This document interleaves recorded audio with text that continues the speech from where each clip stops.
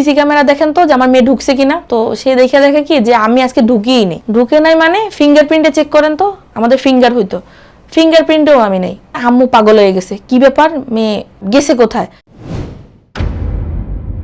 আসসালামু আলাইকুম, আমি মিম। ছোটবেলা থেকে আমি ঢাকায় পড়াশোনা করছি, বড় হয়েছি। তো আব্বু গ্রামের বাড়িতে থাকতো, আমাদের দেশের বাড়ি হচ্ছে বরিশাল, ওইখানে হচ্ছে আব্বু মেম্বার ছিল। তো গ্রামের বাড়ি তো আসলে ওরকম ভাবে যাওয়া হয় নাই, যাওয়াই হয় না, মানে অনেক ছোটবেলা আমি গেছি, কিন্তু বড় হওয়ার পর তো ওরকম যাইনি।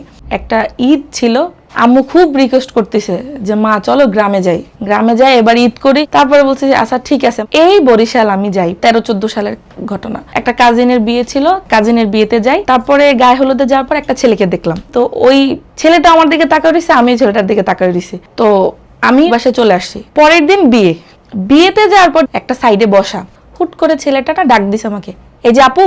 পরে আমি বলতেছি হ্যাঁ বলেন। আপু আপনার কিছু ছবি না আমার ফোনে আছে। আমি বলছি কি? হ্যাঁ আপনার কিছু ছবি ছিল। আমি বলছি তাহলে আমার ছবি আপনি কিভাবে পাইলেন? যে হলুদে তো আমি অনেকগুলো ছবি তুলছি, ছবিগুলো দেখতেছিলাম হলুদের, দেখে কি আপনারই ছবি সব। আমি বলছি তাই, আপনার ফোনে সব আমারই ছবি? পরে দেখি কি ছবিগুলো সুন্দর। সে যাক, আচ্ছা ঠিক আছে, এখন ছবি নেওয়া যায় কিভাবে? তো আপনার নাম্বারটা বলেন। এর মধ্যে অনেক লোক আসে। তারপর আমি বলছি আচ্ছা ঠিক আছে পরে কথা বলি, একটু ভাব নিয়ে চলে গেছি। ছেলেটা করলো কি, রাফাত ভাই। উনি ঘুইরা এসে, আমি হাঁটতেছি, ঘুইরা এসে বলতেছে কি, জানেন আমি না আমার বাবা মায়ের একমাত্র ছেলে। আমি বলছি ও যাক আলহামদুলিল্লাহ। আমার আব্বু না আমি যা বলি তাই শোনে। আমি বলছি ও ঠিক আছে। আমি আসলে খুব সরল সোজা একটা মানুষ, আমি শুধু বলতেছি ও ঠিক আছে আলহামদুলিল্লাহ আলহামদুলিল্লাহ। বলতে বলতে এক সময়টা বলে কি, একটা কথা বলবো আপু? হ্যাঁ বলেন। আপনার আমার খুব ভাল লাগছে। আমি বলছি মানে? আমি বলছি কি শোনেন ভাই, আমি আসলে এরকম মধ্যে নাই, আর আমার জীবনে আমি কাউরে চাই না, আর আমার এগুলো ভালোও লাগে না। ও তাই, আচ্ছা ঠিক আছে। এটা বলে তারপরে আমার মামা আসতেছে পিছন থেকে, সে উঠে গেছে গাড়িতে। পরের দিন আসে, হাজির হয়ে পরে করছি কি, একটা নাম্বার লেখা। উনি বলতেছে কি আপু একটু ধরেন তো একটা কাগজ। বলছি কেন? না ধরেন না, কাগজটা জাস্ট দিয়ে সে উধাও নাই। দেখি কাগজে নাম্বার, ফোন নাম্বার। তারপরে কি করলাম, আমি ফোন দিলাম। ফোন দেওয়ার পর হ্যালো আসসালামু আলাইকুম। ওয়ালাইকুম আসসালাম। হ্যাঁ জানতাম আপু আপনি ফোন দিবেন, আমি না সেই অপেক্ষায় ছিলাম। আমি বলছি আমি কে? মানে কি আপনি তো মেম্বারের মেয়ে না? বলছি হ্যাঁ আমি মেম্বারের মেয়ে। আচ্ছা আমি ফোন দিছি এই কারণে, আপনি নাম্বারটা কেন দিছেন? আপনি ছবি দিবেন এই জন্য না? আমি এই জন্যই ফোন দিছি যে ছবিগুলো নিব।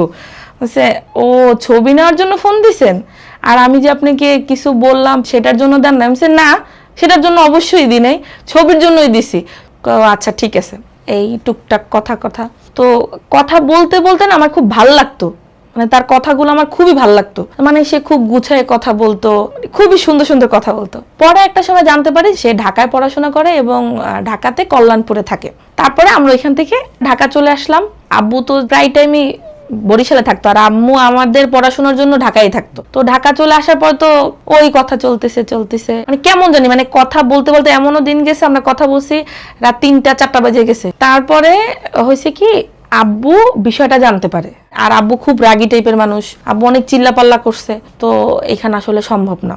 তো আমি ওইখানে একটু স্টপ করছি যে না আর কথা বলবো না। তো যখন স্টপ করছি তখন একদিন হুট করে সে আর তার এক বন্ধু কল্যাণপুর থেকে আমি যেখানে পড়তাম সেইখানেই উনি যায়।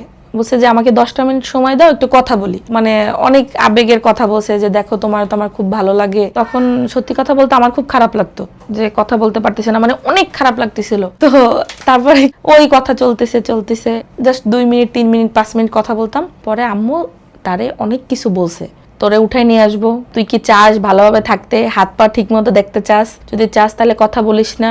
বলার পরে সে আমারে বলতেছে কি মিম তোমার সাথে একটু আমার দেখা করার আছে। তারপরে আমার কোচিং এর সামনে সে দেখা করতে আসে। আমার বলতেছে দেখো আমি তোমার প্রতি খুব সিরিয়াস, কিন্তু একটা কথা কি জানো মিম, আমি খুব ভালোভাবে এই মাস্টার্সটা শেষ করে তারপরে আমরা একটা জীবনের সিদ্ধান্ত নিব। তা আমি বলছি ঠিক আছে, তাহলে তো আব্বু আম্মু সবাই মানবে, কোনো সমস্যা নাই। তা এর মধ্যে হয়েছে কি, আমার আম্মু মানে খুবই রাগী টাইপের, মানে উনি এমন ছিল যে 5টা দিকে আমার কোচিং ছুটি, 5টা 5-এর মধ্যে আমার বাসায় থাকতে হবে।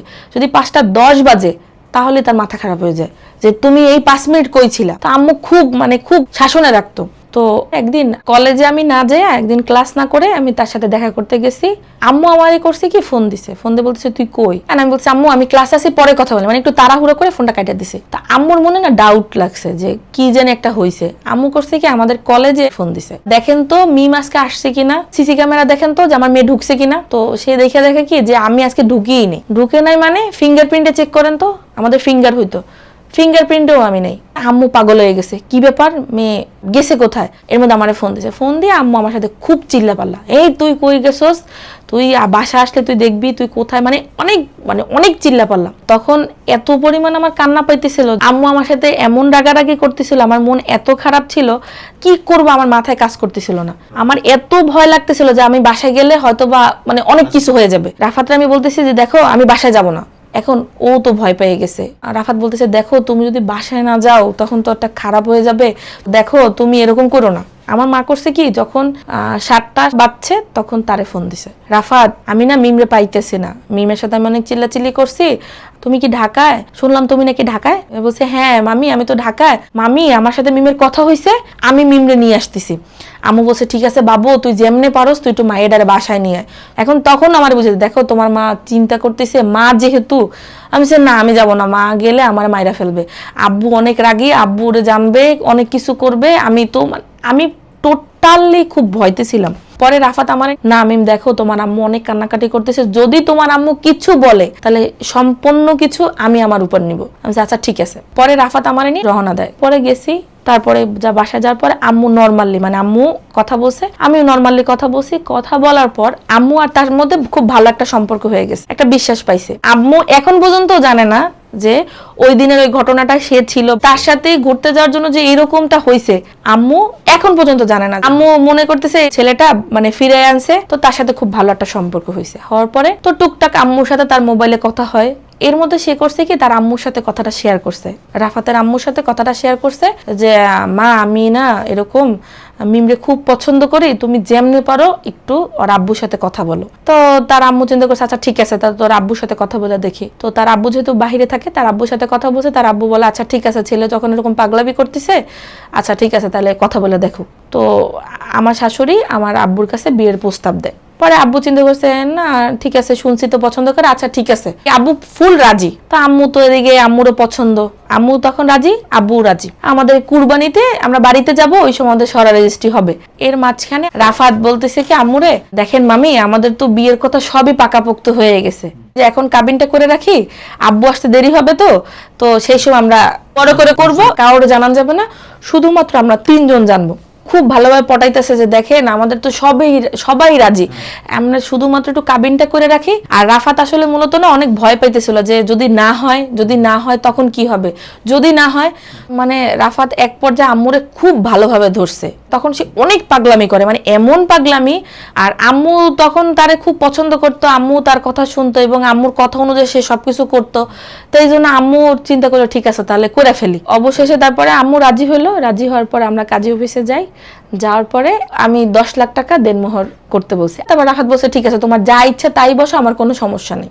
এই আমাদের বিয়ে হইলো, কাবিন হইলো। হওয়ার পর না ওই সময় কেমন যে একটা অনুভূতি আসলে বলার মতো না। মা অনুমতি দিয়েছে কিন্তু মা যায়নি।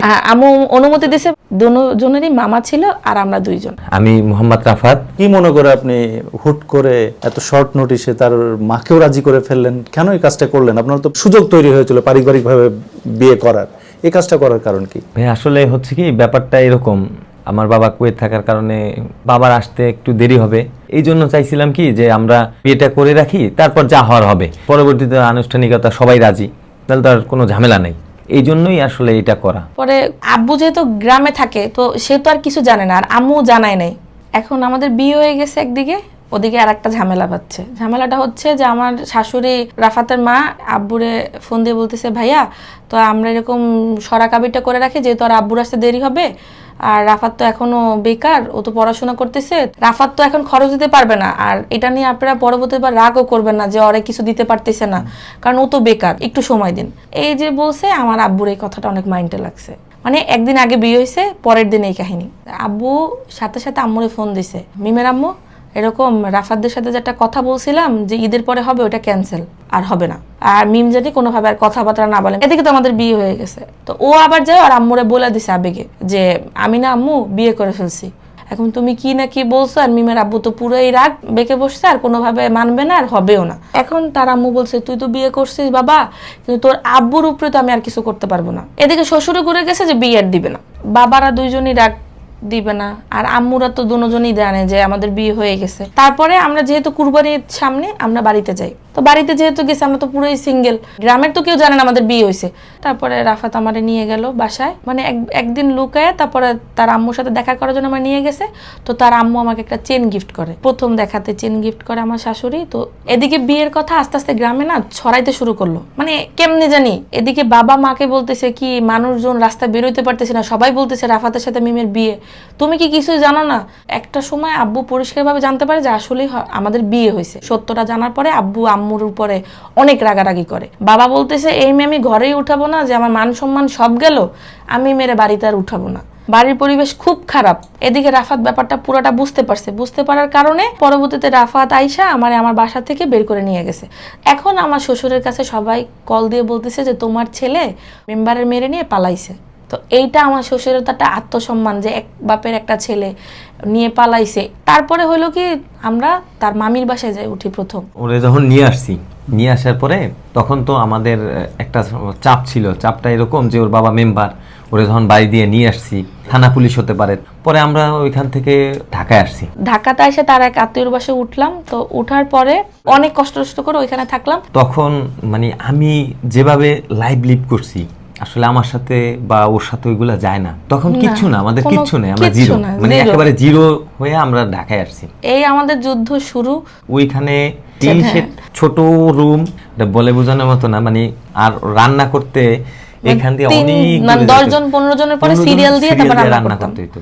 সেই পরিবেশে যুদ্ধ শুরু। ওইখানে কিন্তু আমার পড়ালেখা শেষ, মাস্টার্স করা হলো না, ওরও লেখাপড়া অফ। প্রতি মাসে না টুকটাক মানে আম্মু বা আমার শাশুড়ি একটু টাকা দিত, কিন্তু ওই টাকা দিয়ে না সংসার চলতো না, খুব কষ্টে যাইতো। মানে এমনও দিন গেছে যে শাশুড়ি ফোন দিছে যে কি খাইছো, তা বলতাম কি যে আম্মা ইলিশ মাছ দিয়ে ভাত খাইছি, আসলে খাই নাই, ওই লবণ দিয়ে আমরা ওই ভাতে নিয়ে খাইতাম। তারপরে পেঁয়াজ থাকতো না, ও করতে কি দোকানে যায় পেঁয়াজ এরকম খেলতে খেলতে মানে আসে না ভালো সম্পর্ক, কথা বলতে বলতে 2-3টা পেজ নিত, নিয়ম খেলতে খেলতে খেলতে খেলতে ওই 2-3টা পেজ বাসায় নিয়ে আসতো, ওইটা দিয়ে মনে করো আমরা চালাই দিতাম। মানে এরকম অনেক দিন গেছে। তবে ওই সময় না পৃথিবীর বাস্তবতাটা আমরা বুঝতে পারছি। আমি লাইফে মানে ঢাকায় থাকি, যেখানেই থাকি, একটা ছেলে, আমার বাবা আজকে 32 বছর কুয়েতে আছে। আমার বাবা ছোটবেলা থেকে মোটামুটি টাকা পয়সা দেখে বড় হয়েছি, কিন্তু ওই সময় অনেক ভাই বেরাদার, বন্ধু বান্ধব, আত্মীয় স্বজন, মানে আমার বন্ধু বান্ধবরে আমি প্রচুর পরিমাণ হেল্প বলেন, খাওয়ানো বলেন, কখনো আমার সামনে ওরা কখনো কোনোদিন বিল দিতে পারতো না। কিন্তু আমি যখন বিবাহটা করি তখন পৃথিবীর বাস্তবতা এবং আমি যে পরিমাণ কষ্ট করছি খাওয়া নিয়ে, আত্মীয় স্বজন আমার সাথে যোগাযোগ করতো না। কিন্তু অনেক তো খিদা লাগতো, কিছু করার ছিল না। পেটের মধ্যে শব্দ হয় না, পেট ডাকতো, তা বলতাম কি দেখছো ইন্দুর দৌড়ায়, হ্যাঁ তোমার পেটের দৌড়াইতেছে আমার পেটেও দৌড়াইতেছে, মানে এরকম শব্দ দুজন শুনে শুনে মানে হাসতাম। তো এরকম করতে করতে প্রায় 1টা বছর আমরা ঢাকা থাকি, অনেক কষ্ট করি। করার পরে হুট করে আমার দাদি শাশুড়ি, উনি আমার শ্বশুরে ফোন দিয়ে বলে যে বাবা আমি তো মারা যাব, তো নাতি বউডার একটু দেখা যাই, তুই এক কাজ কর, যেহেতু সামনে কুরবানির ঈদ, তুই ওরে মাইনা নে, আমি একটু ওরে দেখা মরি। তো উনি আর আমার নানি শাশুড়ি আমাদের এই টোটাল এর জন্য অনেক করছে। আমার শ্বশুর আবার কি তার আম্মুর কথাটা অনেক শুনে, মানে অনেক শুনে বলতে অনেক শুনে। আমার বাবা হচ্ছে কি খুব জিদি মানুষ, তো উনি ওনার মা বলছে যে আমি নাতি বউকে দেখতে চাই জাস্ট উনি দেখার জন্য। ওইখানে শুধু বলছে যে ঠিক আছে ওদেরকে বাড়িতে নিয়ে আসবে, আমার কে নিয়ে আসবে, আমরা তো একা একা যাইতে পারবো না, একা একা যাইতে পারবো। পরে আমার নানুকে, ওই সময় আমার নানু মুরব্বী মানুষ, ওনারে ঢাকা পাঠিয়ে দিছে, উনি আমাদের নিয়ে গেছে, উনি আমাদের বাড়িতে নিয়ে গেছে। উনি আমাদের নিয়ে যাওয়ার পরে বাড়িতে নিয়ে গেছে, কিন্তু শ্বশুর ওই সময় না কথা বলতো না, তখন আমাদের সাথে কোনো যোগাযোগ নেই। আমার কথা বলতো না, বলতো যতটুকু লাগে। টোটালি আমরা তো কোনো কিছু করি না, আমাদের কাছে টাকা নাই, টাকা কিন্তু নাই, আমাদের এবং খরচা আছে, নিজেদের তো একটা খরচা আছে। তো কি করব, আর যেহেতু সেও বেকার আমিও বেকার, শাশুড়ির কাছে যাওয়া লাগতো। ঢাকা থেকে বাড়িতে গেছে, আমি তো বাবার বাড়িতে যাইতে পারি না, কারণ বাবা তো তখনও মানে নাই। শ্বশুর মাইনা নিয়েছে, বাড়িতে আসছি তার বাড়িতে। তো আমার মনে মনে নেয়ার ছিল যে আমার শ্বশুরের মন আমি কেমনে জোগাড় করবো, না করতেই হবে। এরপরে 2020 সালে আমার মেয়ে হয়, ওর সিজার করানোর টাকাটাও মানে আমার কাছে তো কোনো টাকাই নেই, টাকাটা জোগাড় করতে আমার মা আর আমার শাশুড়ি প্রচুর কষ্ট করছে। ওর বাবা শুধু ওরে দেখতে গেছিল, তাও বাচ্চা হওয়ার পরে। আর আমার বাবা চাইলে এরকম 50 বার সিজার করার টাকাও সে একবারে দিতে পারে, কিন্তু সে টোটালি আমার মেয়ে হয়েছে, আমার মেয়েরে পর্যন্ত দেখে নাই। বাবার তো প্রথম নাতি এটা। আমার মা কিন্তু ট্রাই করতো, আমার বাবা যখন ভিডিও কল দিত, এই যে দেখো আমার নাতির বাবা, তারপর একবারও দেখে নাই। তখন তো আমাদের বাড়ির পাশে, আমার শ্বশুর বাড়ির পাশে একটা মেয়েটা করতো কি, ঘরে বসে জামা কাপড় বিক্রি করতো। তো আমার না ওই জিনিসটা খুব ভাল লাগে। ভাল লাগার পর বলে কি যে মানে আপু যে বিজনেসটা করতেছে ওটা তো ভালো, তো আমি কই পাবো টাকা, আমার তো টাকা লাগবে তাই না। আমার মেয়ে যখন হয় তখন সবাই দেখতে আসে, টাকা দেয়, কিন্তু তো আমার প্রায় 17-18 হাজার টাকা হয়েছিল। আমি ড্রেসের বিজনেস করব। তো কাপড় চোপড় নিয়ে এসে তখন যে কাপড় চোপড়ে না ঘরে বিক্রি করতাম, তা আমার শাশুড়ি আমারে খুব সাপোর্ট করতো, বাবুরে রাখতো, আমার ননদ রাখতো, হ্যাঁ ভাবি করো এরকম। তখন আমার শ্বশুর বাংলাদেশে আসে, আসার পর আমার দাদি শাশুড়ির প্রায় অনেক কিছুই করা লাগতো, যেহেতু সে মুরব্বী মানুষ। আমার দাদি তো এই যে লাস্ট 1 বছর আগে মারা গেছে। আমার বছর দাদি হয় নাই? আমাদের জন্য, আমার নানি, এরা দুইজন আমাদেরকে মানে ফ্যামিলিতে আবার ফিরানোর জন্য বহুত কিছু করছে। দেন আমার ওয়াইফও শেষ বয়সে এরা যখন মারা যাবে, আমার ওয়াইফ কি সেবা বলবেন, মানে সবকিছুই আমার ওয়াইফ করছে। আমি জান দিয়ে করছি। এবং আমার শ্বশুর আসার পর আমিও যে দাদিরে যে সেবাটা করতেছি, এটাও তার খুব সফট কর্নার হিসেবে কাজ করছে। এই আস্তে আস্তে আস্তে আস্তে আস্তে মেনে নিতে শুরু করলো। তখন আমার মেয়েরে দেখছে, এই আস্তে আস্তে আস্তে আস্তে আস্তে নাতির প্রতি একটু মায়া হওয়া শুরু করছে। এর মধ্যে আমার বাবা আমার একটু মাইনে নেওয়া শুরু করলো, আমি আমাদের বাড়ি যাওয়া আসা।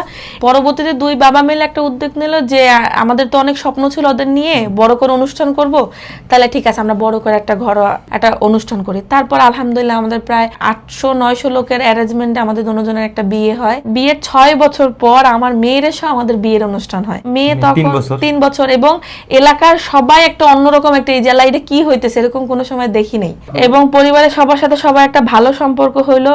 আমার মেয়ের, আমার বাবার কথা হচ্ছে, সে বলতেছে সে যতদিন বাইচে আছে অতদিন তার নাতির কোনো খরচ আমরা দিব না, সেই দিতেছে। তারপরে এই ব্যবসা করতেছে তারপর আমরা বরিশালে একটা শোরুম দিই, আমার শ্বশুরের টাকা এবং সাথে আমাদেরও কিছু পুঁজি ছিল, সবকিছু মিলে আমরা বরিশালে শোরুম দিই।